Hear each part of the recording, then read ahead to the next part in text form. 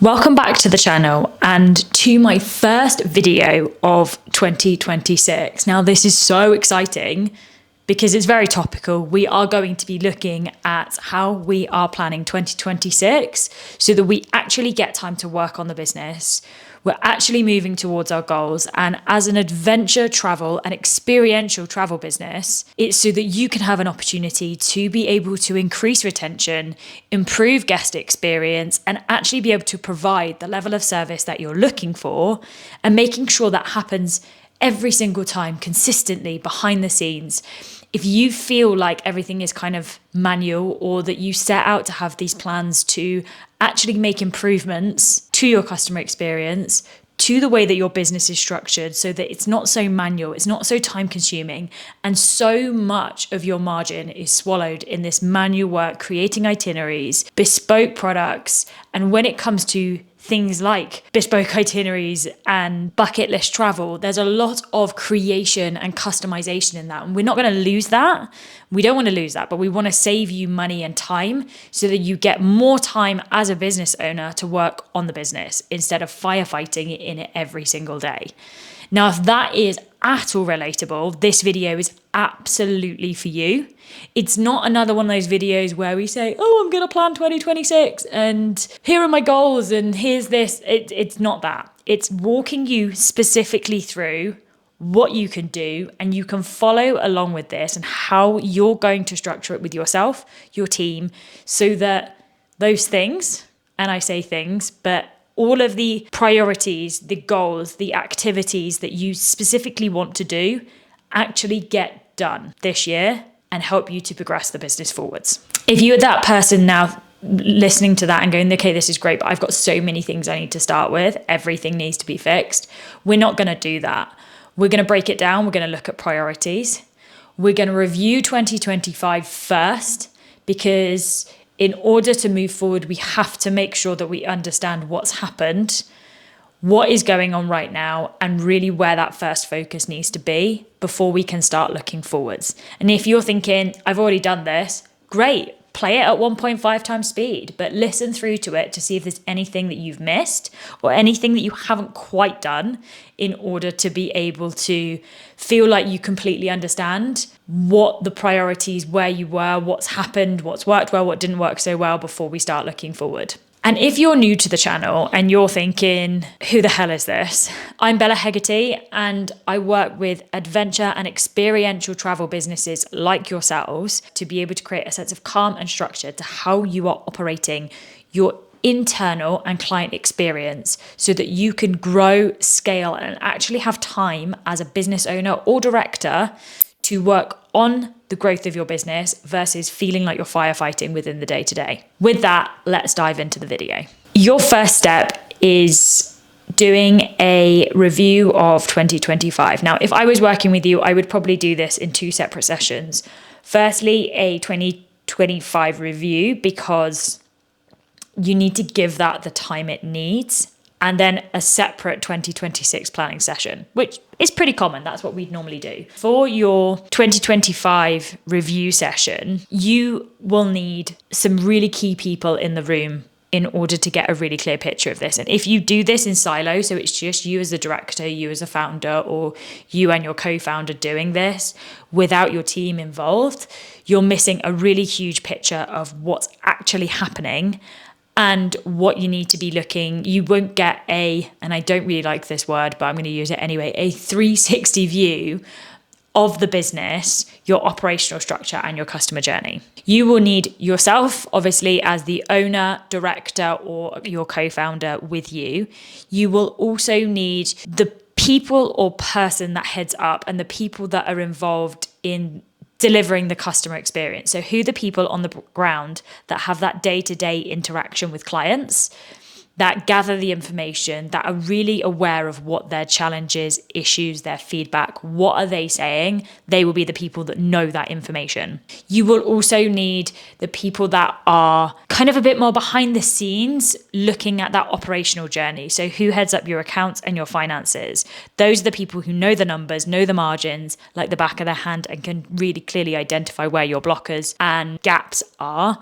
Also the people that are managing the operational journey. So who is looking at profitability alongside the financials, but who's looking at the business structure, how things come in, how are we delivering services, how are we building itineraries, what are the systems that we use to support us, and they'll be able to tell you where time goes most and any issues that are happening more behind the scenes with the team versus with clients. These are the people that you'll need in this room to do this 2025 review. So for this session, you're going to need certain data in order to be able to support this process. You are going to need your financial and operational data. So this looks at your revenue and profit, your cash flow. You're looking at profitability by trip or excursion or service. So for example, your bespoke trips, they're one thing in itself, but you're also looking at repeat bookings, client lifetime value, all that customer experience data that shows your most successful services and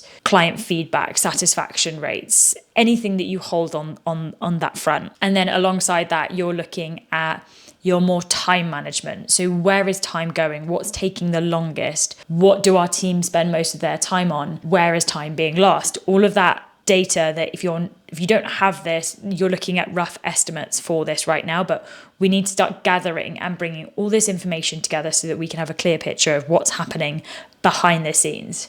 You also need to bring up your customer facing qualitative data. So that was the quantitative. You also need to bring up your qualitative data. This looks at customer feedback. It looks at team feedback on any clients. You're doing client reviews, so you have a really clear picture of who they are, what they say. Any travel supplier feedback. So you're not just looking at from a client perspective, you're looking from a supplier perspective as well.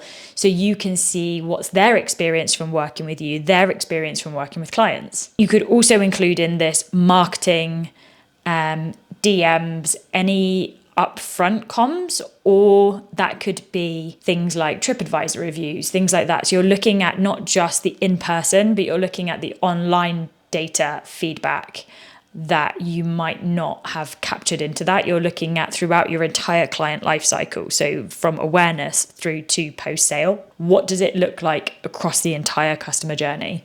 And I say life cycle as a circle because it is when we're looking at clients, when they enter our life cycle, so to speak, they start in awareness, but actually it's more of a cyclical cycle if they were to come back again. Video for another time. So now we've got all this data, let's look at our questions. When we're looking at our 2025 review, we're firstly asking ourselves, what worked really, really well for us last year and why? Whether that's something that we've implemented, an approach, a system, a new element to a part of our customer journey, a new supplier. This could be anything, but we're just getting a really clear picture here of what worked well and why. So on the reverse of that, what didn't work so well and why? This could be, again, a tool, a system that we've implemented that actually took longer to understand and actually caused frustrations with our customers or our client experience. Our team didn't really understand how to use it. This could also be elements of our client experience. Like we tried to create a system for getting to know our clients and understanding their preferences, likes and dislikes, so we could really easily build custom itineraries, but we found that clients didn't fill those out. So we had to spend more time calling and going back around and actually being able to gather that information. What were we generally proud of this year? So it doesn't necessarily have to be something that gave us a result, but what are the things that we've done over the year that we are so proud of and that we absolutely loved doing with our clients or with our team? What experiences got the best guest reactions? And again, on the reverse of that, what got slightly more negative or constructive feedback or no feedback at all? We just didn't really get glowing reviews on this location or this itinerary or this service that we've been offering. And then when you dive into some of the more financial data, you're looking at where did we lose time? Where did we lose margin? What experiences weren't as profitable as others? And finally, were there guests or partners that felt like hard work? Were there some services or itineraries or partners or suppliers that we had that we really just didn't enjoy working with? Any clients that we felt we wouldn't have them back again. And I love doing a client review, looking at clients we'd want more of, clients that we wouldn't want more of, and then clients that we could have more or less of. And by more or less, I mean there are elements of that client that we absolutely loved, and there were certain things that happened that we didn't love so much. So you really getting a picture of who it is best suited, or which clients really get the most value out of the itineraries, the experiences, and the adventures that you provide. Once you've got this data, our next step, so step 2, is looking for patterns, similarities, and analysing all of this information so that we can start to diagnose a bit further why these things are happening and what needs to be solved, tackled, and what are our biggest gaps, so that when we plan 2026, we have those as our priorities and we have a really clear focus in mind,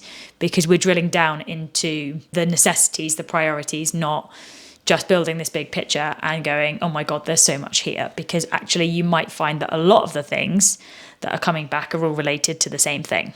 So our step 2 is identifying patterns in data, feedback, and delivery. And this is something that when I do customer interviews for clients and I help them gather all this information, I find really exciting, because it's often the most surprising thing that you don't notice, because you're seeing feedback as one individual piece of feedback, whereas when you're looking at it all together, you start to notice really interesting commonalities between pieces of feedback, but also there's things underlying that you don't quite see on the surface that really surprise you. For example, I was speaking to a client's client about their project management of their services.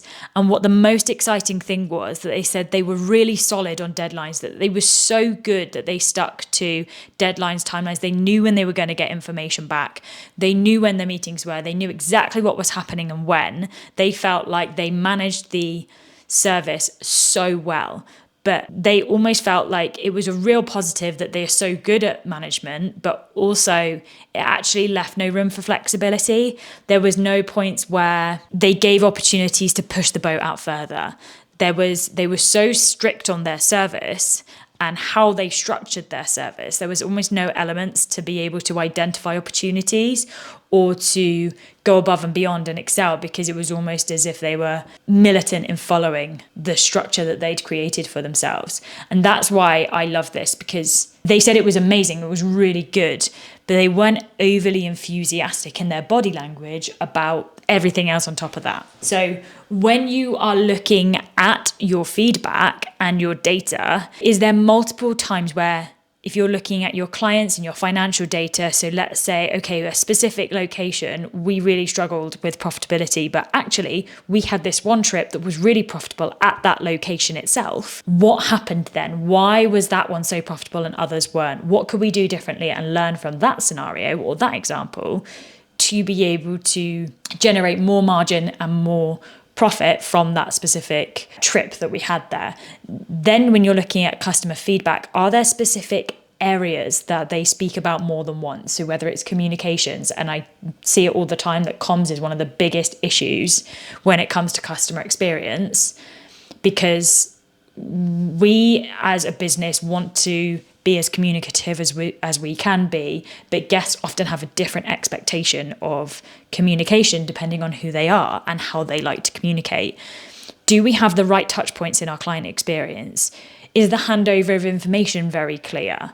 So all of these things that we can start to identify what's said, what part of the excursion or the trip, like was there common feedback about the arrival, the health and safety elements, was there things that they didn't quite understand? So all of this information, both coming from your guests, from your suppliers about guests, how it was run, the communication with your travel advisor and your key account person within your business, or team about just the information that they got throughout the customer journey, going from sales through to onboarding the client, getting to know the client, building that custom itinerary, and then actually the guest trip, and then what happened after that.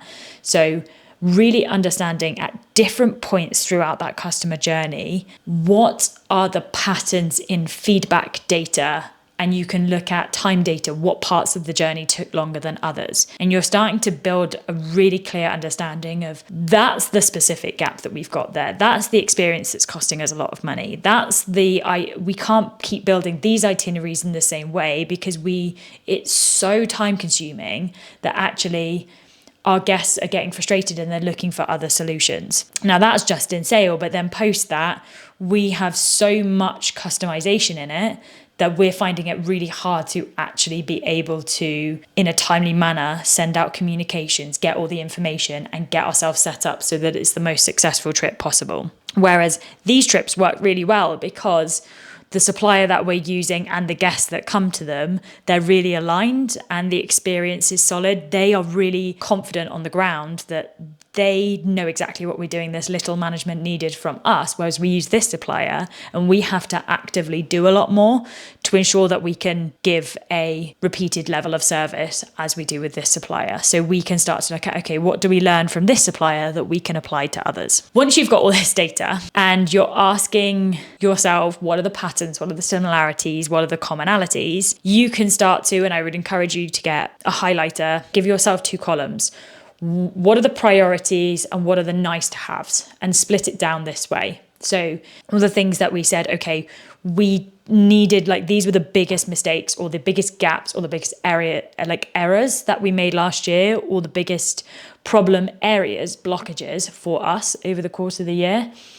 And these are the things that were said that we would like to solve if we possibly could. So that's kind of what you're building out to get your picture of what happened in 2025. And then what you're also going to build out at the bottom of this is all of those things that worked really, really well, that are consistent, that you're going to bring into 2026 as a standard, like that can't be changed, that you actively know worked really well. There's always improvements that can be done when it comes to customer experience for me. There's always improvements to be made. It's never just, we've got a solid experience and that's that, we're not going to adapt it. There's always things that we can do to make our business, our operations, we can be more streamlined, better time management, we can use better systems, we can incorporate more AI, more specific tools, we can better use the software that we have, we can do more for our clients. There's always something. But we're just going to look at what is it that worked really well, that isn't a priority for us, that we know that is solid, that can support us through next year. So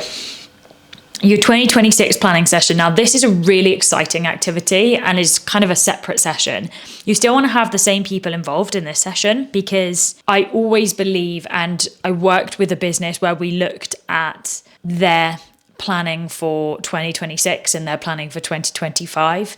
And we brought more team members into their 2026 planning and review session. And we brought then it back to the whole team, and the involvement, the excitement, the momentum that everybody is now on board. Everybody is actively wanting to do this.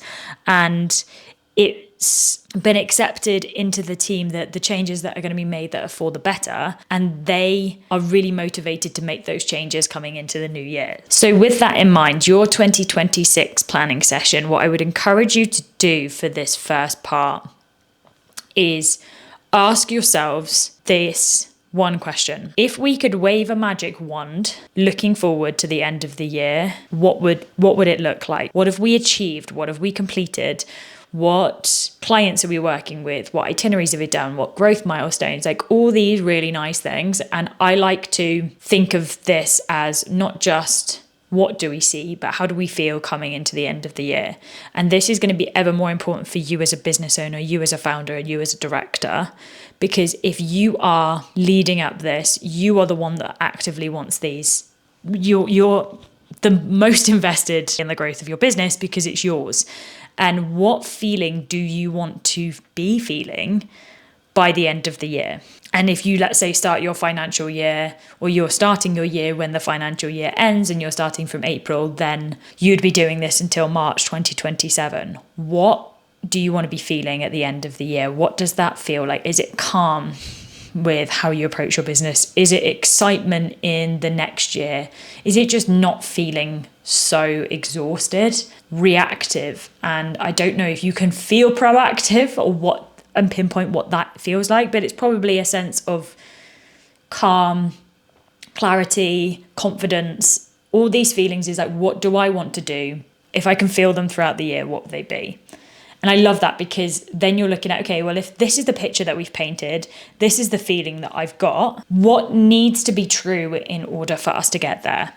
So out of those gaps that we identified, and we're going to narrow it down to 3 priorities only.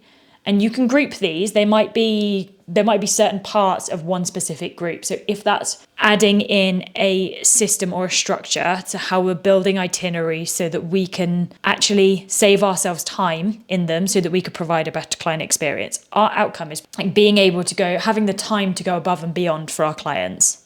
Okay, well, if that's our outcome and that's our priority, what needs to be true? What needs to change in order to be able to get there?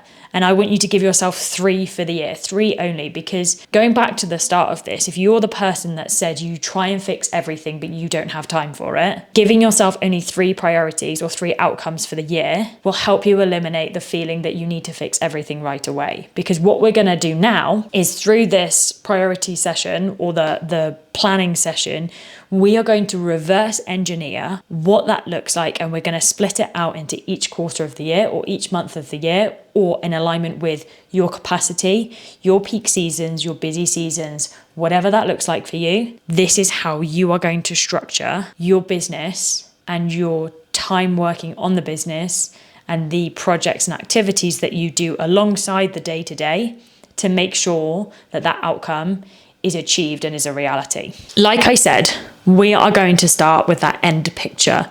So let's take December 2026. If we want to provide a better client experience, what does that actually look like? Like, what does that mean? Well, we want to be able to reduce the time it takes us to build custom itineraries. Okay, amazing. Well, what's that reduction by? If we want to reduce it by, it takes us 2 weeks to build a custom itinerary, well, we want to reduce that to it takes us a week to build a custom itinerary. And then what you're going to ask yourself is, okay, well, if that's the reality, our goal by the end of the year is to make it so that it takes us 1 week to build a custom itinerary. What do we then need to change, adapt, improve, implement in order to be able to do that?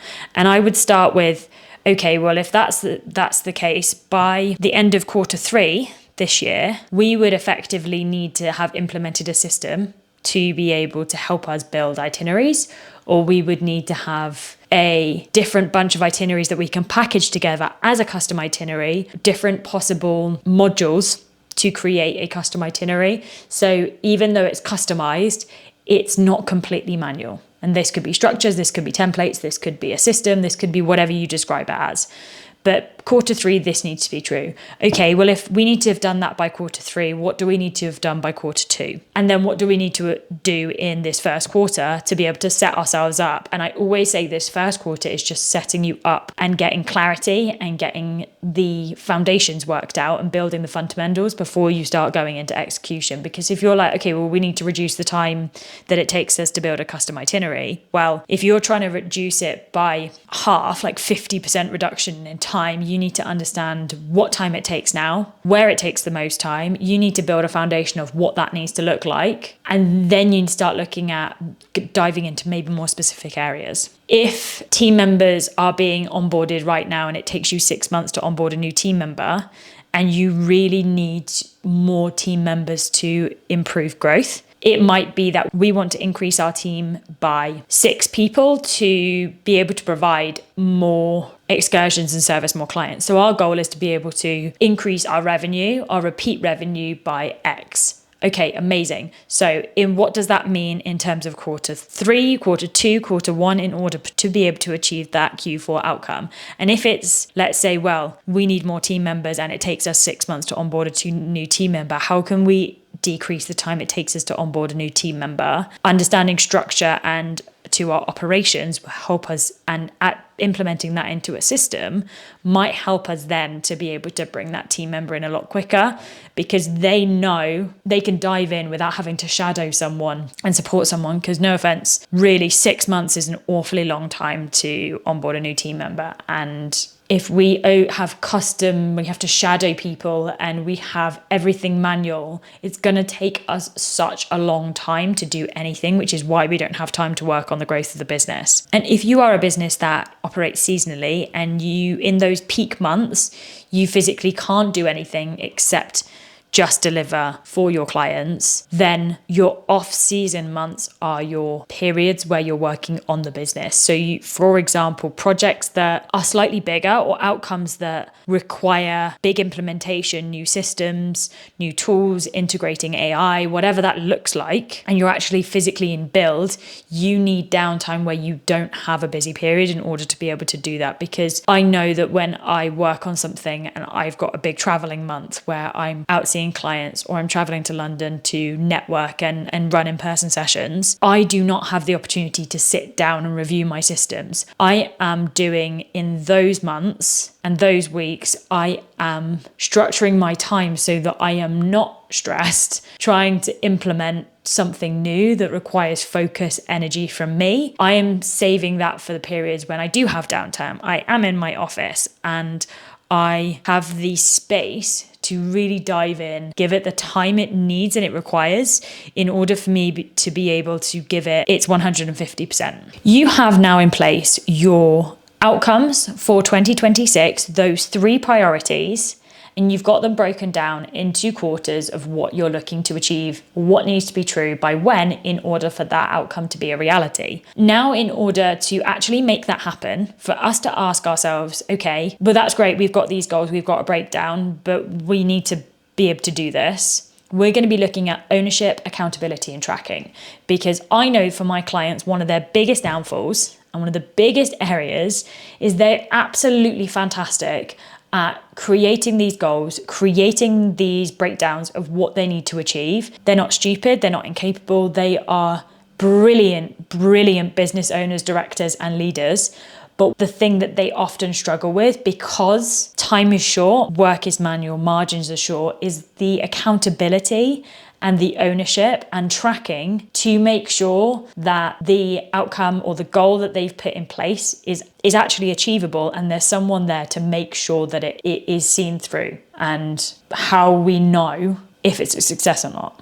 We now have our outcomes for 2026, what we want the year to look like, what do we want to be doing at the end of the year, and we've broken down what it looks like and what it's going to take to get there. Now, where I see most founders and most businesses fall down is that they don't have someone that owns this to make sure that what they've created or what they've ideated actually gets put into action. So for each of these outcomes and each of these sub outcomes, like the activities and actions and tasks and the waypoints, the touch points that you're going to put in place, you need someone that's going to own it or own a certain section of that outcome. Who owns it? Who's responsible for making sure that the work gets done? And who is leading the review touch points to see if we're on track? You need the person to own it. You also then need what you're going to track in order to be able to see its success. So that will be, is there a certain data point that we're looking for? If it's a reduction in cost, if it's a reduction in time, if it's an improvement in retention, we are looking to track a certain figure. If it's improved feedback, all these things contribute to what our outcome is. And they help us to see if we're working towards it or if we need to make changes in order to be able to work towards it. And finally is, how often are we reviewing, whether that's monthly, whether that's weekly, whether that's quarterly, to see if we are on track, if we need to make any changes, if there are any blockages, or we need to start adapting to make sure that outcome is true, or if the outcome changes at some point, what is happening in order for us to be able to get to where we want to be by the end of the year. So there you have it.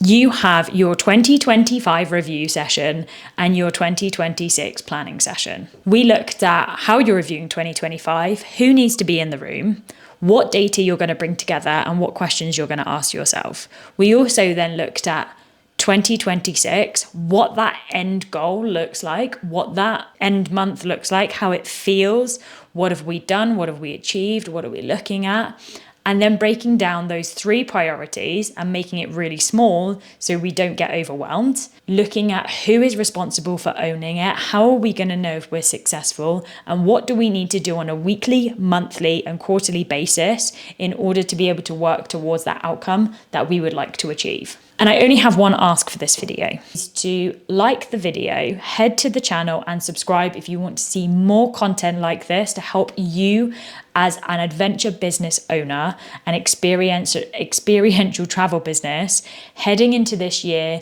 and you are looking to improve your customer experience and add structure to the way that you're operating your business. Because I will be bringing you more videos just like this one, where we get down to earth and really dive into how you can physically do it, but also you can see behind the scenes of other businesses that I'm working with to see how they're doing it too. And if you watch this and you're like, I need help with this itself, I have linked in the description a template that you can download to follow along with this video to support you in the process of doing your 2025 review and your 2026 planning session. I will see you in the next one.